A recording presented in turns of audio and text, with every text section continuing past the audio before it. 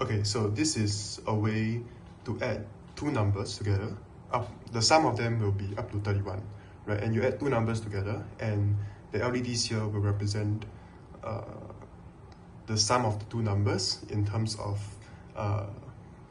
binary, right? So so this will be, each of these LEDs represent each of the power of 2 up to 2 power of 4.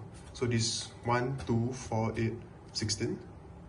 Okay, and so on serial monitor here, I can enter, let's say, a number 14, right? And the second number, let's call it 7. Right, so 14 plus 7 gives us 21, which is represented here. This is 1 plus 4 plus 16, which will give us 21. Right, so this, however, this only works from numbers from 1 to 31 because that's the limitation of, just the electronics. And this is the code here. In essence, it is quite simple. Essentially, you have, okay, this is set up. You have three basic functions, right? This is get user nums. So basically this prompts you to enter your numbers into serial monitor, right? Then you have validate calculation. This is just to check that the two numbers you add up is between 0 and 31 because the calculator here can only add numbers, can only display numbers between 0 and 31. Right, this is the bulk of the calculation. So, okay, this function just clears the LEDs every time.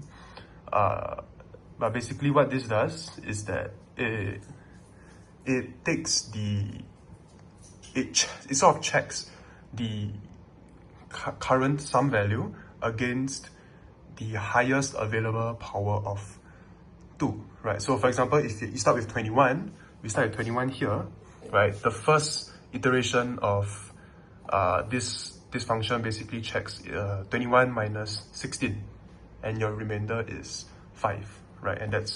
And so because your remainder is greater than 0, you will turn on the LED reference. So LED reference points to here. So for example, our index is 4, right? Because 2 power 4 is 16. So you turn on this LED light. So, and that's how you know the fifth LED, sorry, 0, 1, 2, 3, 4. So the fifth LED is turned on, okay? So that's what this line here does. And then you change the current sum into the remainder. And then you reduce your index by 1. And then it just loops again, right? So your new remainder, which is your old sum, sorry, what am I saying? And then your new remainder, which is the previous operations, the previous loop's remainder, if it makes sense, minus the next lower power. So the first loop was 2 power 4, so we're going to minus 2 power 3. And you realize that, so this was 5, right? And then 5 minus 2 power 3 is negative 3. And you realize that the remainder is now less than 0. So this, obviously, it evaluates to false. So it skips this part. And then you just check again the next power, which is the next index, sorry, which is 2 power of 2, right?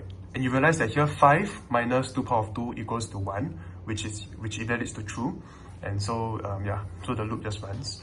And yeah, so this is just the main function here, everything. And yeah, so it's quite simple. It's nothing too complicated. And yeah.